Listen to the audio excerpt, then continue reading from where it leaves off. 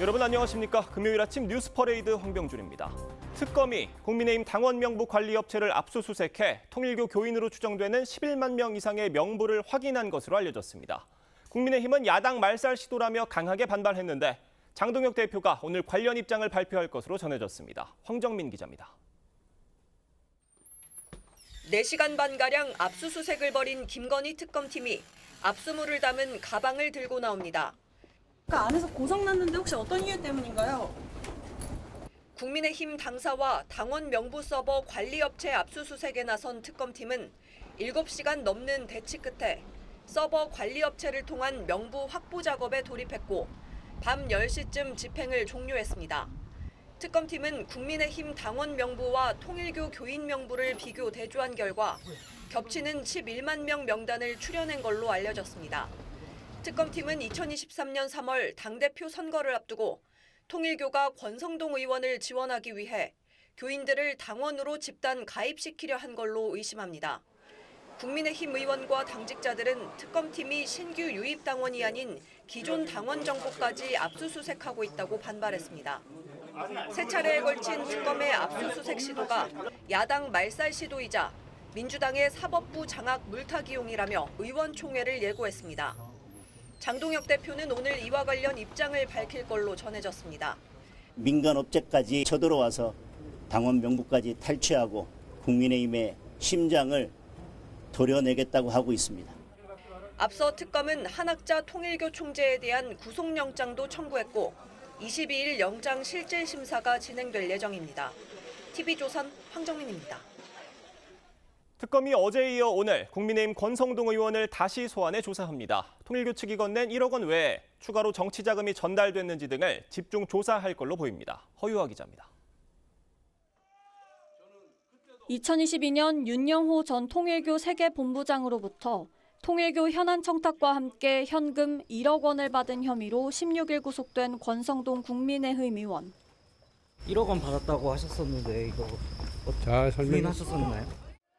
특검이 오늘 권 의원을 재소환해 조사합니다. 어제 진행된 권 의원 구속 후 첫 조사에서는 윤석열 정부와 통일교 간 정교 유착 의혹 전반 등에 대해 캐물었고 권 의원은 진술 거부권을 행사하진 않은 걸로 전해졌습니다. 특검은 당시 권 의원이 한학자 통일교 총재를 2차례 찾아가 큰절을 하고 금품이 든 쇼핑백을 받았다고 보고 있습니다. 특히 이때 받은 정치자금 1억 원 가운데 일부가 윤석열 전 대통령에게 흘러간 게 아닌지도 의심하고 있습니다. 이에 따라 오늘 조사에선 권 의원이 통일교 측으로부터 추가로 받은 금품은 없는지 등 추궁을 이어갈 걸로 예상됩니다. 한 총재는 17일 특검 조사에서 금품 수수 의혹을 전면 부인했습니다. 권성동 의원에게 1억 원 왜 전달하셨나요? 내가 왜 그럴 필요가 있습니까? 한 총재는 권 의원과 만나 쇼핑백을 건넨 건 인정하면서도 세뱃돈을 주긴 했지만 정치 자금을 준 적은 없다는 취지로 주장한 걸로 알려졌습니다. TV조선 허유아입니다. 이른바 오찬회동 풍문과 관련해 조희대 대법원장 등이 정면으로 반박하자 의혹을 제기한 유튜브 진행자가 확인되지 않은 설이라면서 한 발 물러섰습니다. 하지만 정작 여권에서는 사실 여부는 수사를 통해 밝히라며 공세를 이어갔습니다. 전정원 기자가 보도합니다. 조희대 대법원장과 한덕수 전 총리 등이 점심 식사를 하며 이재명 대선 후보의 사건 처리를 논의했다는 주장은 지난 5월 한 유튜브 채널에서 처음 나왔습니다. 그런데 해당 유튜브 채널은 팩트라고 하긴 애매한 내용이었다며 한 발 물러섰습니다. 조 대법원장이 입장문을 통해 해당 인물들과 대화나 만남을 가진 적이 전혀 없다고 반박한 지 4시간여 만입니다. 확인할 수 없는, 확인되지 않는 사안이다라는 말씀을 드리고요. 썰릴 수밖에 없다는 점 말씀드립니다. 그러면서 영화나 드라마도 허구란 점을 미리 밝히지 않느냐며 법적 문제를 염두에 둔 듯한 발언도 했습니다. 해당 채널은 지난 5월 한 여성의 목소리를 통해 의혹을 제기했는데 제보자란 표현 대신 취재첩보원이란 단어를 사용했습니다. 해당 녹취가 취재첩보원의 음성인지 제보 내용을 대역을 써서 제작한 건지는 확인되지 않았습니다. 이처럼 풍문의 신뢰성이 의심받고 있지만 민주당은 조이대 한덕수 회동이 사실인지 아닌지는 수사를 통해 규명해야 한다며 공세를 계속했습니다. 억울하시면 저는 특검에서 당당하게 출석해서 수사를 받고. 조 대법원장 사퇴론을 처음 들고 나왔던 추미애 법사위원장도 외부와 논의한 적 없다는 것으론 해명이 되지 않는다며 입장문에 교묘한 법기술이 보인다는 표현도 썼습니다. 그러면서 만났는지 안 만났는지는 논점이 아니라며 사법 쿠데타는 명백히 있었다며 수사를 주장했습니다. TV조선 전정원입니다. 네, 이번 재판 모의설의 유튜브 녹취는 민주당 서영교 의원이 국회에서 처음으로 재생하면서 공론화됐습니다. 이후 넉 달이 지났지만 추가 증거나 구체적 정황은 나오지 않았는데요. 이런 상황에서 어제 서 의원이 한 유튜브에 나가서 재판 모의설을 1년 전 다른 의원에게 들었다고 했습니다. 이어서 김창섭 기자의 보도입니다. 헌재의 윤석열 전 대통령 파면 결정 한 달 뒤 민주당 서영교 의원이 법사위에서 조이대 대법원장과 윤석열 전 대통령의 재판 모의설을 처음 제기합니다. 이재명 사건이 올라오면 대법원에서 선거 전에 확실하게 정리하겠다라고 하는 제보를 받았어요. 며칠 뒤엔 이른바 오찬 회동설도 추가로 언급했습니다. 법사위 회의장에서 녹취도 틀었는데 출처가 유튜브 채널이란 사실은 언급하지 않았습니다. 이게 사실인지는 모르겠으나 이 내용이 있지 않습니까? 이게 녹취로 나와 있잖아요. 넉 달여가 지난 그제 민주당 부승찬 의원이 대정부 질문에서 이를 언급하며 논란에 불을 붙였습니다. 이재명의 사건이 대법원에 올라오면 대법원에서 알아서 처리한다라고 했다고 합니다. 하지만 넉 달 새 새롭게 제시된 근거는 없었습니다. 서 의원은 김어준 씨 유튜브에 나가 녹취는 어디 언론에 나온 걸 받아서 올린 것이라고 했고 재판 모의설은 다른 의원이 1년 전에 들었던 말을 전해줘서 들은 것이라고 했습니다. 의원총회라고 나오는데 우리 국회의원 중에 한 명이 저에게 다가옵니다. 그 말 해준 사람이 이제 아주 전 정권들의 고위직이죠. 회동설의 당사자들이 오찬 모임을 전면 부인하자 재판 모의설을 부각하려는 게 아니냐는 관측이 나옵니다. TV조선 김창섭입니다. 민주당이 사법부 독립침해 논란에도 불구하고 3대 특검 사건만을 전담하는 사실상의 특별재판부 설치법을 발의했습니다. 이 법엔 특이한 내용들이 여럿 담겼고 이와는 별개로 법관을 망신 주려는 의도가 담긴 법률 개정안도 발의됐습니다. 고이동 기자입니다. 민주당 특위가 발의한 전담재판부 설치법은 내란 특검과 김건희 특검, 해병대원 특검 등 이른바 3대 특검이 기소한 사건만을 도맡는 재판부를 만들겠다는 게 핵심 내용입니다. 서울중앙지법과 서울고법에 설치되는 6개 전담재판부가 각 특검팀 사건을 심리합니다. 1심 사건은 공소제기 6개월 이내, 항소심과 상고심은 각각 3개월 이내에 선고하도록 해 1년 안에 확정 판결을 내도록 했습니다. 내란 재판이 직위원 재판부에서 이루어지고 있는데 침대 축구를 하고 있습니다. 비교하자면 고속도로 100km 구간을 20km로 달려서 전담재판부 판사는 법무부와 판사회의, 대한변호사협회에서 모두 9명을 추천하면 대법원장이 일주일 안에 3명을 임명하도록 했습니다. 유죄가 확정되면 사면복권과 감형 대상에서도 제외되도록 했습니다. 이와 별개로 법사위 민주당 간사인 김용민 의원은 피고인이 법관일 경우 반드시 국민 참여재판을 받도록 하는 법안까지 발의했는데 사실상 판사 망신주기법 아니냐는 지적이 나옵니다. 국민의힘은 법치주의 파괴라며 공세를 폈습니다. 사법개혁이라는 미명 아래 멀쩡한 사법부를 파괴하고 장악하는 것은 그동안 수많은 독재 정권이 어김없이 걸어왔던 수순이자 수법입니다. 문영배 전 헌재소장 권한대행도 전담재판부 설치와 관련해 피고인이 이의를 제기하면 논란이 지속될 수밖에 없다며 우려를 표했습니다. TV조선 고이동입니다.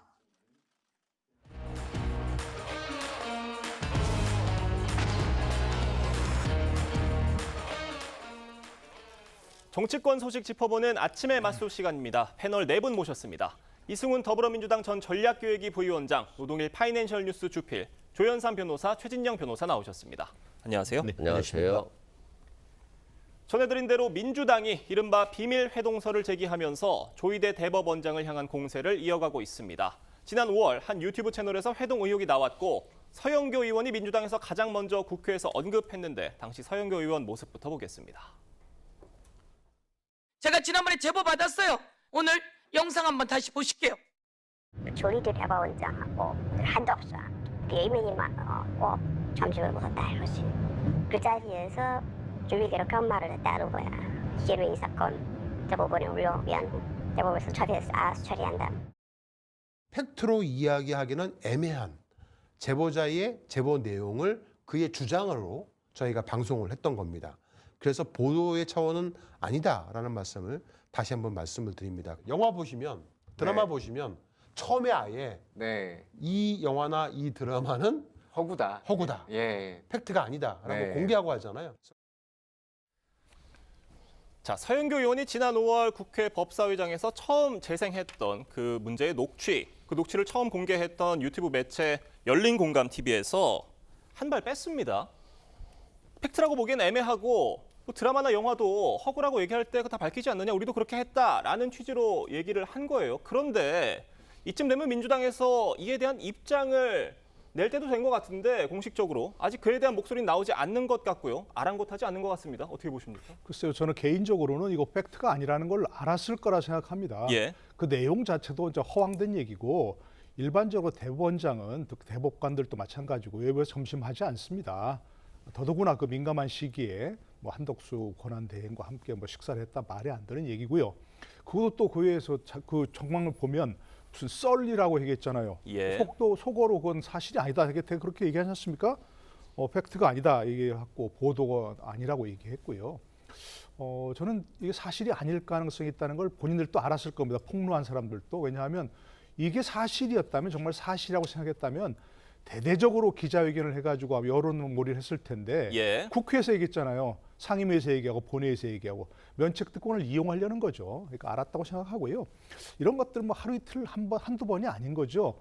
뭐 김대엽 병풍공작부터 시작해가지고 뭐 세월호 고의 침몰설, 뭐 청담동 술자리 의혹, 또 비상계엄 때 무슨 정치인 암살조 운용, 이런 게 한두 번이 아닌데 왜 이렇게 그 거대 여당이 되어서도 이런 걸 좀 버리지 못하는지 참 이해가 안 가고요. 이재명 대통령께서 얼마 전에 그런 얘기 하셨죠. 가짜 뉴스에 대해서 강력한 그 뭐 배상을 하게 해서 뿌리 뽑아야 한다고 얘기하셨는데 이런 문제 좀 어떻게 생각하시는지 좀 여쭤보고 싶습니다. 말씀해 주셨지만 사실이 아니라는 걸 알았을 가능성이 있다. 만약에 사실이라고 확신이 있었으면 대대적인 기자회견을 했을 것이다. 이렇게 말씀해 주셨는데 저희가 통상 생각해 보면 정치인들, 국회의원들이 어떤 뭐 의혹을 파헤치다가 파급력이 있을 만한 정보나 어떤 문서를 입수했을 때 어떤 소통관이나 뭐 정론관에서 기자회견을 하잖아요. 통상 뭐 때때로 또 뭐 문건을 들고 언론사 카메라를 향해서 뭐 사진 찍으셔라 하는 이런 모습도 보이면서 기자회견을 하는데 이번에 뭐 서영교 의원이나 부승찬 의원은 그런 모습과는 거리가 멀었단 말입니다. 어떤 추가적인 근거는 제시하지 못하고 있는 상황인데 어떻게 보세요? 아직 뭐 추가적인 근거는 없는 것 같아요. 특히 열린공감TV에서 제보자의 목소리라고 해가지고 들려줬었는데 이게 이제 AI로 만들어진 음성이라는 거잖아요. 이거 자체는 굉장히 조금 신뢰성을 많이 떨어뜨리는 것 같아요. 일반적으로 뭐 취재원을 밝히지 않기 위해서 AI로 만드는 경우는 있습니다만 그럴 경우는 AI 음성으로 만들었다고 미리 사전에 공지해야 되거든요. 근데 공지하지 않고 이렇게 열린공감TV에서 얘기했다고 하는 것은 그 주장 자체가 좀 신뢰하기가 쉽지는 않다, 믿기가 어렵다, 뭐 이런 차원에서 조금 비판을 받은 게 맞는 것 같고요. 우리가 자라보고 놀란 것은 소뚜껑 보고 놀란다라고 하잖아요. 설마 계엄하겠어라고 하면서 설마 계엄하겠어 이렇게 했는데 윤석열 전 대통령이 실제 계엄을 했고 그 전까지는 절대 안 한다라고 했거든요. 그래서 저렇게 거짓말을 할 수도 있구나라고 하는 것이라든가 또 쌍방울 대북 송금과 관련해서도 뭐 술 파티가 있었겠어, 연어 음식을 먹었겠어라고 했는데 지금 교도관들이 이것에 대해서 봤다라고 하면서 제보를 하는 걸 보면서 정말 이 공직자들이 다 거짓말을 안 하는 건 아니구나 이런 생각이 들었었거든요. 그렇기 때문에 이 대법원장도 한덕수 총리와 만나서 야당 후보인 이재명 대통령 후보에 대해서 좀 이렇게 사건을 빨리 처리하는 거 아니야라고 하는 의심을 갖게 된 거예요. 그래서 지금은 정부나든가 공직이 신뢰를 좀 회복해야 되기 때문에 우리가 유튜브 같은 방송에 너무 치중해서 마치 이게 진실인 것으로 보여지는 것처럼 행동하는 것들은 굉장히 자제해야 되겠다 이런 생각이 듭니다. 알겠습니다. 공직 사회에서 나오는 말들에 대한 신빙성의 문제에 대해서 짚어주셨는데 지금 저희가 화면으로 같이 봤지만 저 취재 첩보원이라고 하는 이 목소리의 주인공이 과연 사람은 맞느냐라는 지적까지 나오고 있는 상황이고 저 취재 첩보원이 얘기한 그 주장을 누가 제보했느냐 서영교 의원에게 이 제보자는 누구냐 한 여러 가지 신빙성 문제 제기되고 있습니다. 그렇습니다. 사실 그 민주당의 중진 국회의원들이 사실관계라고 이게 맞다면 대법원장을 사퇴하라라고 하면서 굉장히 흔들었습니다. 만약에 그것이 그럼 거짓이다 밝혀놨다고 하면은 직을 사퇴하라라고 할 정도의 어떤 그 확실한 증거가 있다라고 생각하지 않다고 하면은 이것을 이 정도의 주장을 할 수 있었겠습니까? 거꾸로 우리가 정치 도의적으로 봤을 때에 그와 같은 문제의식을 제기를 했는데 그것이 허위라고 하면은 단순한 사과를 넘어서 문제 제기한 사람의 의원직 사퇴 정도까지는 있어야 되는 것이 아닌가라고 생각합니다. 그 정도의 어떤 용기와 그 정도의 강단이 있지 않고는 어떻게 보면 그 헌법에서 보장한 사법부의 수장을 이런 식으로 흔드는 것은 용납할 수 없는 계기다라고 생각을 하고요. 지금 서영교 의원 같은 경우에는 문제를 제기했고 실질적으로 지금 녹취록도 신성한 국회에서 틀었습니다. 근데 알고 봤더니만 이것이 첫 번째 의혹은 AI 음성이다라는 얘기가 나오고 있습니다만 또 하나의 새로운 제보가 나온 길은 지금 이것을 밝힌 열린공감TV와 한때 동업자였던 측에서 오히려 이것은 AI가 아니고 열린공감TV의 진행자가 본인이 녹음을 해놓고 그것을 음성을 2번 변조한 다음에 마치 다른 사람의 제보자가 했는 것처럼 했다라는 의혹을 지금 폭로를 했습니다. 그럼 폭로를 제기를 한 상태입니다. 그렇기 때문에 지금 수사해야 될 것은 조희대 대법원장이 아니고 서영교 의원과 부승찬 의원이 이 내용을 어디서 밝혔는지 이 그 파일 내용이 진실임을 확인하는 절차를 거쳤는지 여부에 대한 특검이 필요한 것이 아닌가 생각합니다. 참 그 많은 것들이 불분명한 이 주장과 녹취 이것을 공개한 서영교 의원과 부승찬 의원을 국민의힘은 명예훼손 혐의로 고발하겠다는 입장입니다. 다만 이 두 의원이 이 얘기를 한 게 국회 내 그것도 회의장 안에서 얘기를 했기 때문에 면책특권이 적용은 됩니다만 면책특권이 전부 항상 적용되는 건 아니라고 해요. 예외 조항도 있다고요? 그렇죠. 앞서 말씀하신 것처럼 국회의원들은 이른바 면책특권을 가지고 있습니다. 국회 내에서 행한 직무상 발언이라든가 투표에 대해서는 국회 밖에서 책임을 지지 않게 되어 있죠. 그리고 그 발언이라고 하는 것들은 부수적인 통산적인 행위까지 다 포함이 되는 것으로 우리 법원은 판단을 하고 있습니다. 예외적인 규정이라고 한다면 그 허위 사실이라는 것을 직시하고 인지한 상태에서 했을 경우에 처벌에 이를 수가 있는데 우리 법원은 똑같이 판단을 하고 있어요.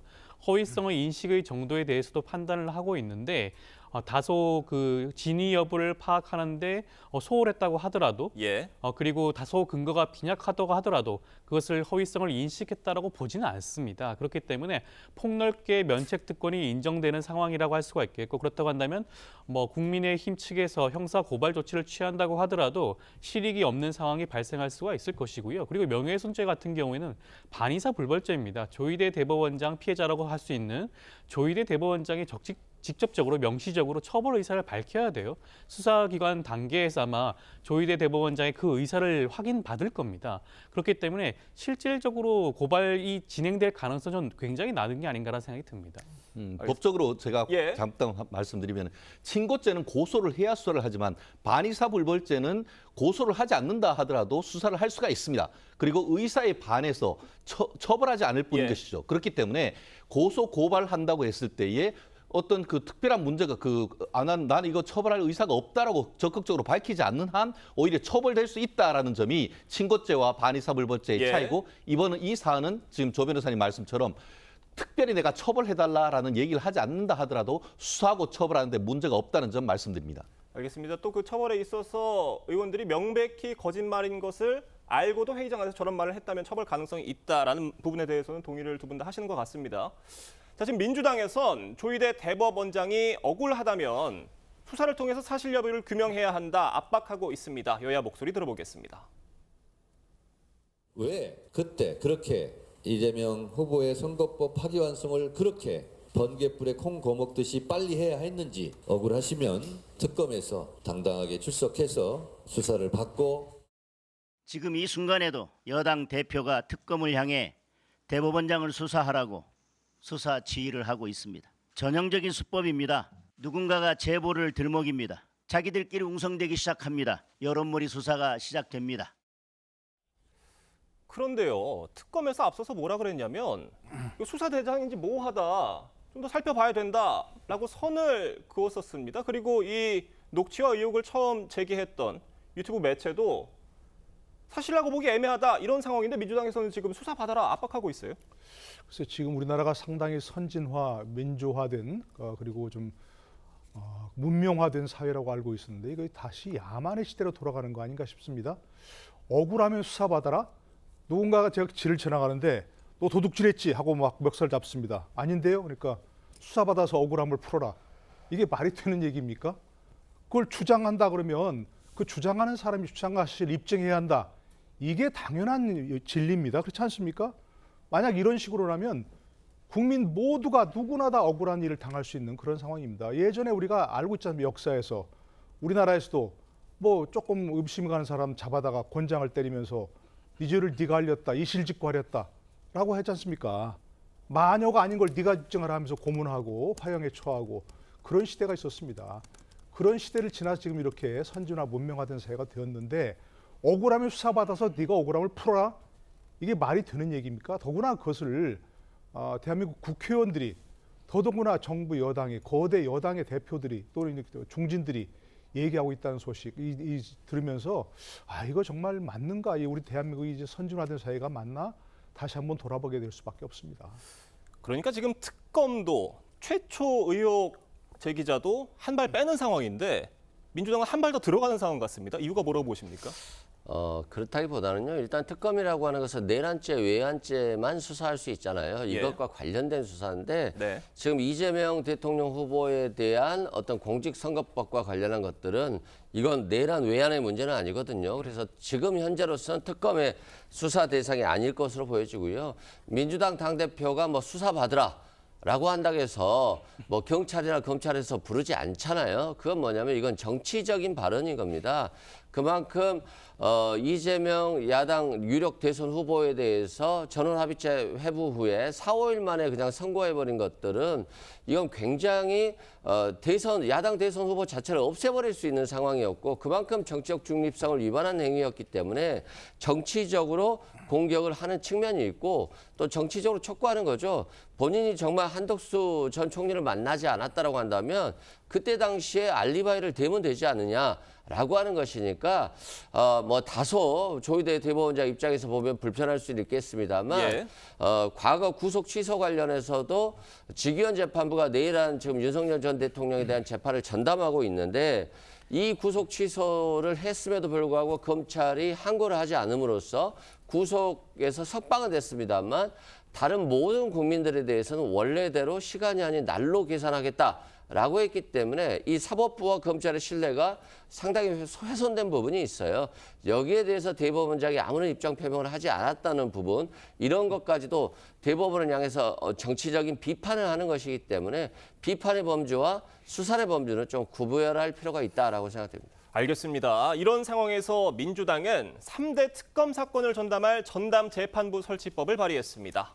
야당에선 법치주의 파괴라는 비판이 나왔는데 관련 얘기 들어보겠습니다. 신뢰가 무너지고 불신이 높아진 이 상황에서 법률에 의해서 공정한 재판부를 구성하게 만드는 것이 이번에 법률안의 취지이다. 상권 분립에 위반된다. 위헌 소지가 있다. 이런 주장을 저희들이 수용을 해서 법관 추천을 하는데 국회는 이번에 배제시켰다. 삼권 분립을 정면으로 부정하고 법치주의를 파괴하는 위험한 책동을 당장 그만두어야 합니다. 사법부에 대한 광기 어린 난도질도 멈춰야 합니다. 내란 사건을 전담할 재판부를 넘어서 지금 내란 사건, 김건희 의혹 사건, 또 해병대원 사건, 이 특검에 대한 수사를 판단할 특별재판부를 3개나 만든다는 거예요. 어떻게 보십니까? 글쎄 특별재판부가 위원이라고 하니까 이제 전담재판부로 이름을 바꿔서 만든다는 거죠. 예.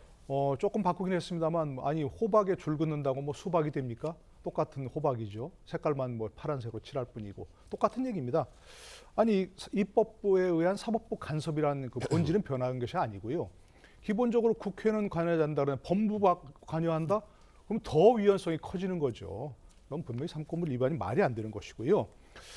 자꾸 이렇게 민주당에서 이와 같이 특별재판부를 자꾸 미련을 두고 있는 것은 왜 그러냐? 기본적으로 이게 내란이 아니라는 걸 알기 때문에 그런 거예요. 내란 재판을 통해서 결국 내란이 무죄가 되면 지금까지 내란몰이를 하고 있는 것이 정말 머쓱해지니까 특히나 정치적 후폭풍이 크니까 비상계엄은 잘못됐다고 여러 차례 말씀드렸습니다. 그게 뭐 예를 들어서 직권남용 이건 될 수 있습니다. 그러나 이것이 내란일 리는 없는 것이거든요. 아니 비상계엄을 선포했는데 헌법에 따라서 국회가 해제를 했지 않습니까? 헌법에 따라서 탄핵됐지 않습니까? 헌법에 따라서 선거를 해서 헌법에 따라 대통령이 취임했습니다. 헌법이 잘 작동하고 있는데 무슨 국헌 논란 내란입니까? 폭동도 전혀 없었던 것이고요. 그러니까 자꾸 본인들도 이와 같이 자꾸 미련을 두고 있는 것은 본질이 지금 재판에서 현재 재판하고 있는 그 재판부에서 재판하면 결국 내란이 무죄가 될 수밖에 없다 하는 걸 본인들도 알고 있기 때문에 이와 같이 자꾸 하고 있는 겁니다. 그러니까 놔두라고 다시 한번 말씀드리고 싶습니다. 그대로 사법부에서 알아서 하면 사법부에서 정당하게 판단하고 공정하게 판단할 것이기 때문에 입법부가 사법부를 간섭하려고 하는 것은 언제나 위헌일 수밖에 없다 이렇게 생각합니다. 말씀해 주신 것처럼 지금 민주당에서는 이 법의 어떤 위헌성을 의식을 해서인지 특별이란 글자를 빼고 전담이란 글자를 넣었고요. 또 판사추천위원회에서 국회를 빼고 법무부를 넣었습니다. 근데 그렇게 한다고 하더라도 위헌성이 사라지는 것이냐라는 의문은 제기되고 있거든요. 어떻게 보세요? 전혀 저는 사라지는 것은 아니다라고 할 것 같고요. 위헌성 여부는 계속 논란이 될 수 있습니다. 특히 국민의힘이 이걸 정치적으로 공격 대상으로 삼을 수 있기 때문에 이게 자칫 잘못하면 재판 진행 중에 윤석열 전 대통령 측에서 위헌법률 심판을 제청하면 또 재판이 일부 중단될 수도 있고요. 또 판사회의는 상당히 공적 기구로서의 법원을 대표하는 그런 기구인 건 맞습니다. 다만 또 이 판사회의에서 어차피 이 판사회의도 법원 재판관들이잖아요. 이분들이 추천을 거부할 수도 있어요. 그렇게 된다고 한다면 이 전담재판부 구성이 어려워질 수도 있기 때문에 이게 정치적으로 논란이 너무 많이 돼서 오히려 이 계엄에 대한 정당하고 공정한 심판을 위해서 하자라고 했는데 시간만 지연되고 윤석열 전 대통령에게 면죄부를 줄 수도 있는 위험한 상황이 발생할 수도 있거든요. 그래서 아직까지는 당 지도부가 이것에 대해서 결정을 내리지 않은 상태이기 때문에 이 진행 과정에 있어서 신중하게 좀 접근을 해서 정치적으로 공격당하거나 위헌 논란을 최소화시키는 방향으로 재판의 공정성을 높이는 그런 해안을 좀 발휘해야 될 필요가 있다라고 생각됩니다. 그러니까 사실 어떤 법관이 어떤 재판을 진행할 것인지 정할 때 사법부 외에 어떤 집단이 들어와서 거기에 개입을 해서 정한다는 게 어떤 문제의 본질인데 지금 국회가 빠지고 법무부가 들어온다. 법무부가 들어오면 오히려 더 문제다라는 지적도 있어요. 코미디죠. 그래서 개국 콘서트가 안 되는 겁니다. 지금 이 그 상황 속에서 지금 민주당 프레임을 생각할 것이 아니고 원칙을 생각합니다. 헌법과 법원조직법에 판사 임명이 어떻게 돼 있느냐. 헌법에 보면은 대법원장은 대법관 회의의 동의를 거쳐서 판사를 임명하도록 돼 있습니다. 그런데 여기 지금 추천위원회에 어디에 지금 대법관이라는 글이 지금 어디 있습니까? 법무부 장관이 누굽니까? 이재명 대통령의 사법연수원 18기 동기 정호성 법무부 장관입니다. 나아가 아까 뭐 판사회의가 공적 조직이다? 그건 그냥 내부적인 그냥 사적 조직일 뿐인 것이고요. 거기에서 어디에 민주적 정당성이 있는 겁니까? 대통령이 임명을 했습니까? 누구를 했습니까? 이 판사회의라는 그 자체도 아시다시피 인권법학회 그리고 나아가 국제인권법학회 더 전신으로 간다고 하면 우리법학회를 중심으로 만들어졌고 최근에 지난 정권에서도 보면은 내부적으로 또 특히 이제 그 윤석열 정부의 굉장히 비판적인 그런 결정을 많이 했던 조직이 바로 판사회의입니다. 나아가 변호사협회가 그러면은 내가 사건을 진행하고 있는데 내가 진행하고 있는 의뢰인의 어떤 그 판사를 내가 지명하겠다는 거나 사실 마찬가지란 말이에요. 특검을 통해서 어떤 추천하는 것은 변론으로 이것은 특검이 아닌 재판부다라고 한다고 하면은 법무부, 판사회의 그리고 대한변협 그 어떤 것도 헌법에 근거가 없는 것이란 것 확실히 말씀드립니다.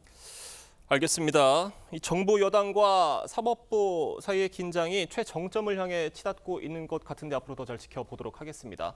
노동일 주필 이승훈 부위원장과는 여기서 인사드리겠습니다. 감사합니다. 롯데카드 해킹 사고로 무려 300만 명에 달하는 회원 정보가 새어나간 걸로 확인됐습니다. 전체 회원의 3분의 1이나 됩니다. 롯데카드 측은 대국민 사과를 발표하며 피해 금액 전액 보상을 약속했습니다. 최수용 기자입니다. 조자진 롯데카드 대표가 임원들과 함께 고개를 숙입니다. 해킹 사고가 발생한 지 한 달 만입니다. 어떠한 이유로도 용서받을 수 없는 일입니다. 이로 인해 고객분들이 느끼신 불편과 심려에 다시 한 번 더 깊이 사과드립니다.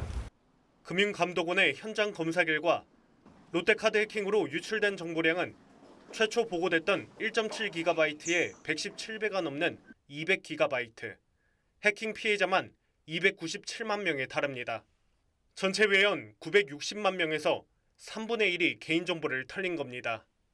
특히 28만 명은 카드 번호뿐 아니라 비밀번호, 유효기간, CVC 번호까지 유출돼 2차 피해 가능성이 높습니다. 추가 본인 인증 없이 카드 정보를 직접 입력하여 결제하는 키인 방식이 아직 일부 남아있어 부정 사용이 가능할 수 있습니다. 롯데카드 측은 피해 발생 땐 전액 보상하겠다며 아직까지 카드 부정 사용은 발견되지 않았다고 설명했습니다. 해킹 피해를 당한 고객에겐 무이자 10개월 할부, 연회비 면제 카드 재발급을 해주겠다고 했습니다. 하지만 보상안이 턱없이 부족하다는 지적이 나옵니다.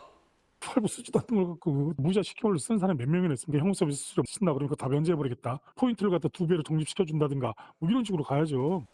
해킹 피해가 잇따르자 이재명 대통령은 범정부 차원의 대책을 마련하라고 지시했습니다. TV조선 최수용입니다. 자, 전해드린 대로 롯데카드 해킹으로 고객 297만 명, 거의 300만 명입니다. 네. 정보가 유출된 것으로 확인됐는데 이 중 28만 명은 카드 핵심 정보까지 유출이 됐다고 해요. 그렇습니다. 저 깜짝 놀랐는데요. CVC 번호라고 한다고 하면 예. 뭔지 잘 모를 텐데 신용카드 뒤에 보면은 서명하는 난 옆에 예. CVC라고 해서 세 자리 숫자가 있는 겁니다. 예전 같은 경우 어땠죠? 우리가 카드가 끓다가 잘 안 되면은 이걸 해가지고 이렇게 번호를 주면은 예. 그렇죠. 결제할 수 있는 그만큼 굉장히 가장 핵심적인 그 내용인데 오늘 그 조선일보에서 보는 바와 같이 28만 명에 해당하는 사람의 비밀번호와 함께 카드의 핵심적인 정보라고 할 수 있는 CVC 정도까지 지금 유출됐다는 것 아니겠습니까? 실제로 그 롯데카드 같은 경우에는 가입자가 거의 1,000만 명 가까운 정도가 돼가지고 우리나라 5위권 정보 규모가 되는 예. 회사라고 하는데 이런 대기업에서 이런 해킹 사고가 발생했고 다른 것도 아니고 내 신용카드가 지금 오늘 가서 써야 되는데 예. 하면은 불안해서 그걸 쓸 수가 있겠습니까? 그러다 보니까 오늘 굉장히 많은 어떤 신문의 어떤 사설에도 바로 이 부분을 하는 것은 국민 경제에 미치는, 국민 심리에 미치는 영향, 그리고 국민 소비에 미치는 영향이 워낙 중대하기 때문에 이 사안이 핵심적인 이슈가 되는 것 같습니다. 네, 롯데카드 측에서는 피해 전액 보상하겠다라는 입장이지만 롯데카드 지난달 해킹 사고가 발생한 후에 17일이 지난 뒤에 사고를 인지했습니다. 회원이 900만 명이 넘는다고 해요. 그런데 이렇게 큰 회사에서 너무 사고 대처에 미숙했던 거 아니냐 이런 지적도 일고 있거든요. 이 부분에 대해서 좀 금융당국 차원에서 짚어봐야 될 문제가 아닌가라는 생각이 들 수밖에 예. 없는 것이 롯데카드 같은 경우에는 국내 5위권 신용카드 회사입니다. 그렇다고 예. 한다면 그에 부합할 정도의 그런 해킹에 대한 방지, 보호 대책이 있어야 함에도 불구하고 매우 부족했죠. 심지어 말씀하신 것처럼 이틀에 걸쳐서 해킹 사고가 발생했음에도 불구하고 이를 인지한 것은 한 17일이 예. 지나서야 인지를 했습니다. 그것 자체가 얼마나 이러한 부분들에 취약했느냐를 살펴볼 수가 있는 것이고요.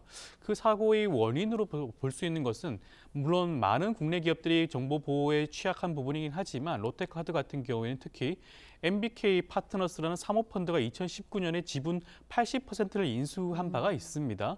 그 이후에 사실상 이 지분을 처분하기 위해서 2020년부터 계속해서 매각을 시도했거든요. 그렇다고 보면 과연 롯데카드에 대한 정보 보호 조치보다는 매각에만 더욱더 집중한 것인가 아닌가라는 의심을 할 수밖에 없고 이 부분도 금융당국이 좀 짚어봐야 될 문제가 아닌가 싶습니다. 네. 만약에 고객에게 피해가 발생을 한다면 롯데카드 측에서는요. 피해액을 전액 보상하겠다는 예. 입장입니다. 그리고 이 정보가 유출된 고객 전원에게 무이자 10개월 할부 등의 서비스를 제공하겠다고 하는데 어떻게 보십니까?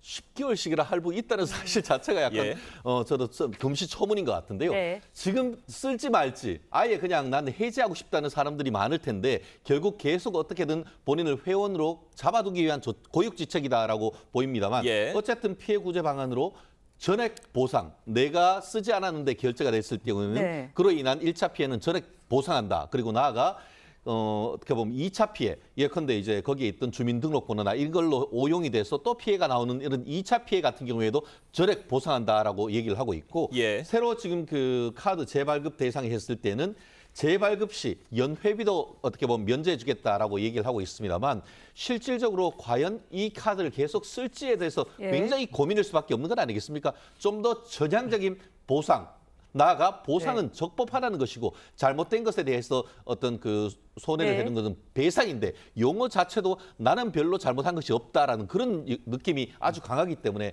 아마 카드 이용자로서는 여전히 불편하고 불쾌한 그런 감정이 아닐까 생각합니다. 네, 롯데카드 이제 가장 높은 수위의 제재 불가피할 것이다라는 전망 나오고 있습니다. 어떤 조치가 내려져야 한다고 보세요?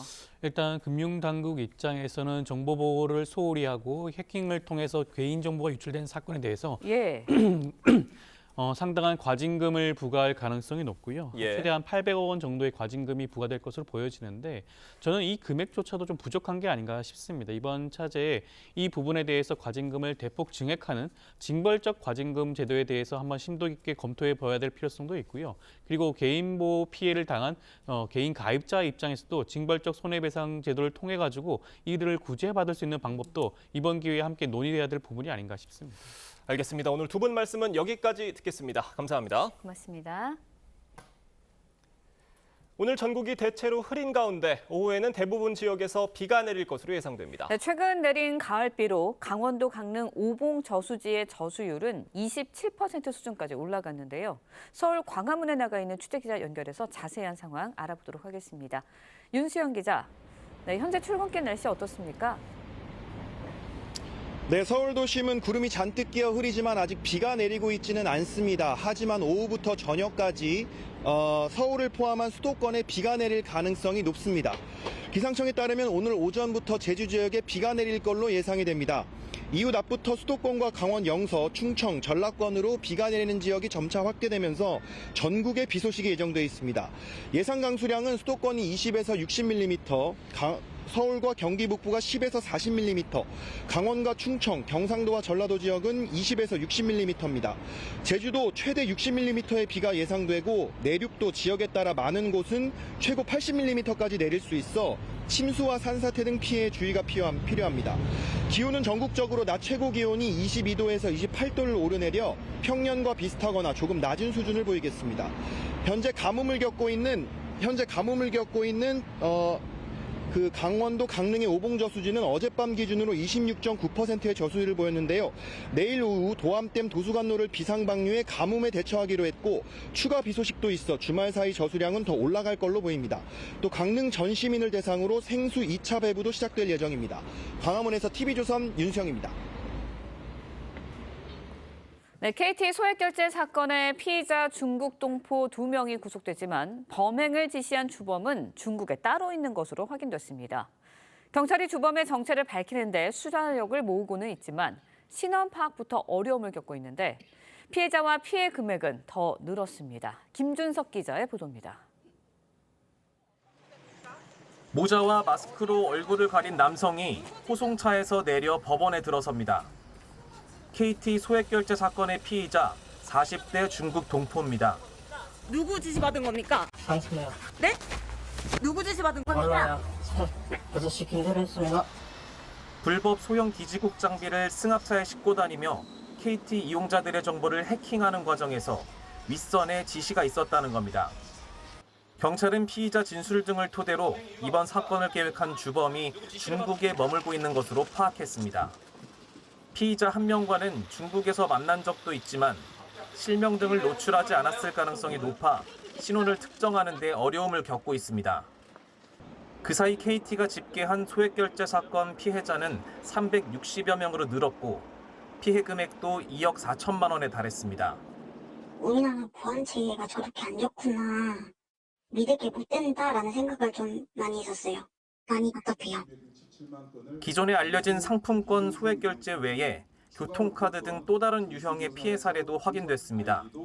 IMEI와 휴대폰 번호도 불법 기지국에 접속했을 때 전송할 수 있다는 가능성을 확인하였습니다. 경찰은 이번 사건에 중국 내 범죄 조직이 연관됐을 가능성도 염두에 두고 수사를 확대하고 있습니다. TV조선 김준석입니다.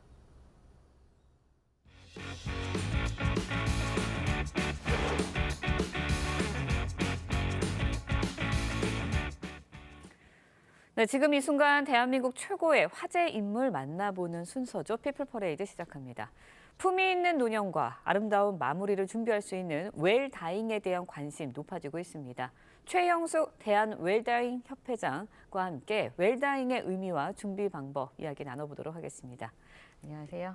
네, 아침에 나와주셔서 고맙습니다. 먼저 이제 대한웰다잉 협회 어떤 일을 하는 곳인지 소개부터 필요할 것 같아요. 네, 많은 사람들이 웰다잉이라고 하면 그냥 잘 죽는 죽음을 생각을 하잖아요. 예. 잘 죽는 죽음, 아름다운 마무리를 준비하면서 아름다운 삶을 살 수 있도록 준비시켜드리고 또 화해시켜드리고 하는 그런 문화 정착에 최선을 다하고 있는 협회라고 합니다. 네, 웰다잉에 대한 관심 높아지면서 최근 임종 직전에 연명 치료를 중단하겠다라고 서약한 사람이 300만 명을 돌파했다고 합니다. 매년 이제 연명 의료 중단 의사를 밝히는 사람들이 좀 늘어나는 추세인데 왜 그렇다고 보세요? 자, 예전에는 우리가 잘 살아보세요라고 해서 많이 노력을 했잖아요. 그렇죠. 그런데 잘 살고 있죠, 우리나라가. 그런데 우리는 잘 늙어보세요라는 노래를 못 해봤어요. 근데 어느 날 내가 늙고 병이 드니까 늙는 게 참 서럽고 외롭다. 근데 그보다 더 중요한 게 이제 잘 죽는 게 너무 힘들다라는 것을 사람들이 인식하면서 잘 죽어야 되는데라는 고민을 하다가 내가 마지막까지도 고생하지 않고 익숙한 곳에서 편안하게 임종하고 싶다라는 열망이 그 하나가 연명의료의향서를 작성하는 것 아닌가 생각합니다. 네, 알겠습니다. 우리나라에서는 이제 지난 2018년부터 연명의료 중단법이 시행 중입니다. 회복 가능성이 없는 환자의 삶 무의미하게 연장하는 대신에 환자 개인의 결정권 보장해주고 좀 더 지지해주겠다 이런 법안이 담긴 것으로 알려져 있는데 연명치료 중단이랑요, 그다음에 안락사랑 어떻게 다른 건지 궁금해하시는 분들이 많아요. 어떻게 다른 건가요? 연명치료 중단은 내가 이제 노력을 하고 최선을 다해서 치료하다가 희생 가능성이 없을 때 나는 무의미하게 치료를 연명하지 않겠다라는 건데 많은 사람들이 안락사에 대해서는 오해를 하고 있어요. 그 안락사는 나는 이제 마지막에 삶이 무의미하고 고통스럽고 자식들에게 짐이 된다면 그냥 딱 주사 한 대 맞고 죽고 싶다 이런 생각인데 그것은 죽음 과정에 대한 두려움이 있는 사람들의 일반적인 바람이 아닌가라고 생각이 들어요. 근데 사실 안락사에 대해서 많은 이야기들이 오고 가지만 결코 쉬운 일은 아니고 안락사라는 말과 의사조력 존엄사라는 말이 있는데 그것은 엄격하게 잘못 이해하고 있는 거라고 하면 사실 의사조력 자살이거든요. 의사가 도와줘서 죽게 하는 거라고 생각하면 분명한 자살이에요. 그럼 자살할 때는 많은 것들이 이제 포함되잖아요.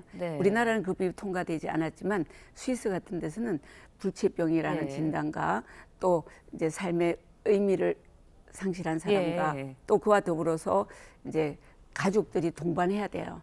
스스로 약을 먹거나 스스로 주사를 하는 게 밸브를 열어야 되기 때문에 엄연한 자살 행위에다가 그와 더불어서 정신적으로도 계속 그 일을 계속 추구하고 있어야 되기 때문에 본인은 편안하게 갈지 모르지만 가족들은 굉장한 죄책감과 부담을 가지고 되는 일이 아닌가라고 생각합니다. 네, 그렇다면 이제 회장님께서 생각하시는 웰다잉은 무엇이고 또 어떻게 웰다잉을 위해서 어떤 준비를 해야 하는지 그것도 궁금하실 것 같아요, 시청자 여러분께서. 네네.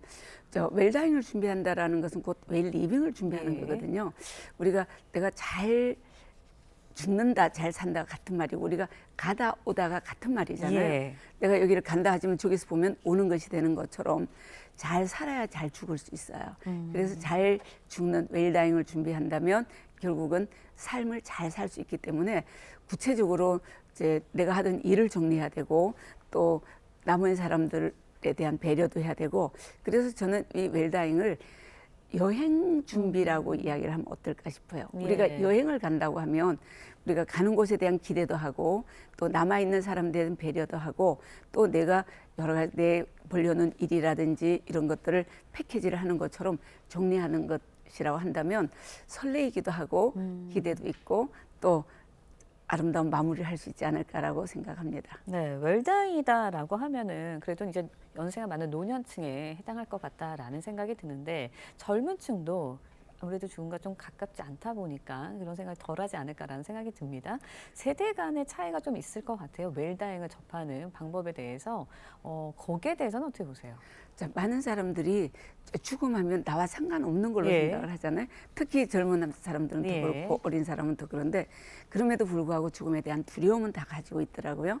그래서 우리가 예전에는 이제 코로나 때 백신을 많이 맞으면 기침을 해도 걱정을 네. 안 했잖아요. 그런 것처럼 우리는 지금까지 살아오면서 라이프 백신을 참 많이 맞았어요. 네. 어떻게 살면 잘 살아야 된다 이렇게 했는데 이제는 모든 사람, 모든 전 연령에게 데스 백신을 좀 맞아야 되지 않을까. 그래서 평소에 죽으면 말도 꺼내지 말고 생각지도 말아야 되고 삶에 대한 포커스를 맞춰야 된다고 생각하면 우리는 이 죽음에 대해서 또 평소에도 이야기도 하고 서로 토론도 하고 또 준비하는 그런 문화를 만들어가는 것이 웰다잉이 아닌가라고 생각합니다. 네, 알겠습니다. 오늘 말씀은 여기까지 듣겠습니다. 지금까지 최영수 대한 웰다잉 협회장과 함께 이야기 나눠봤습니다. 오늘 말씀 고맙습니다. 감사합니다.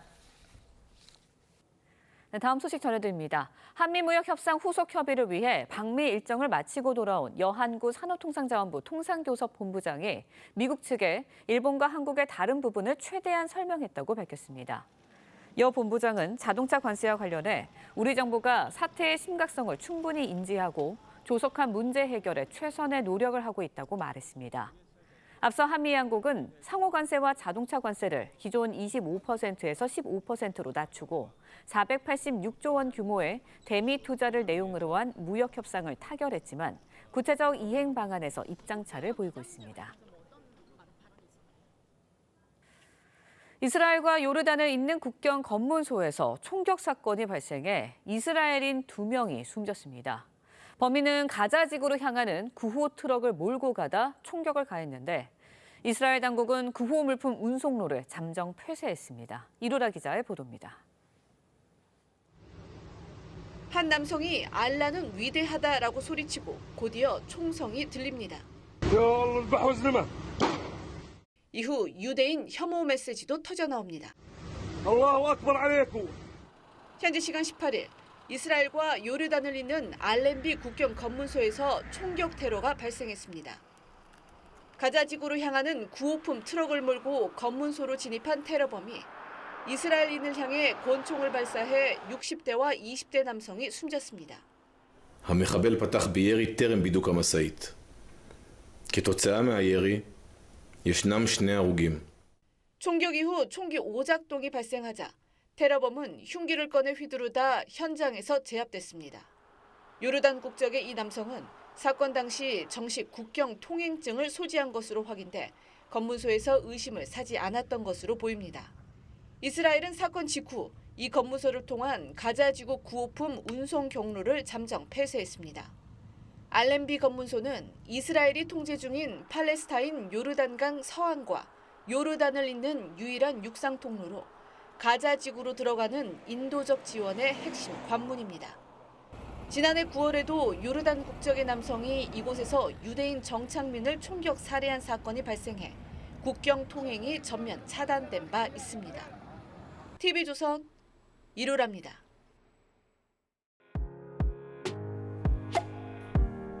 렌즈에 담긴 순간 그 의미를 짚어보는 시간이죠. 사진 기자가 선택한 아침의 한 장입니다. 오늘은 조선일보 사진부 오종찬 기자와 함께합니다. 안녕하세요. 오늘 볼 사진 어떤 건가요? 네, 지상군 페스티벌에서 육군의 전투 시범이 펼쳐지고 있는 장면입니다. 지금 충남 계룡대에서는 군 페스티벌이 열리고 있는데요. 전국에서 군사에 관심 있는 밀리터리 덕후들이 몰려오고 있다고 합니다. 사진으로 만나보시죠.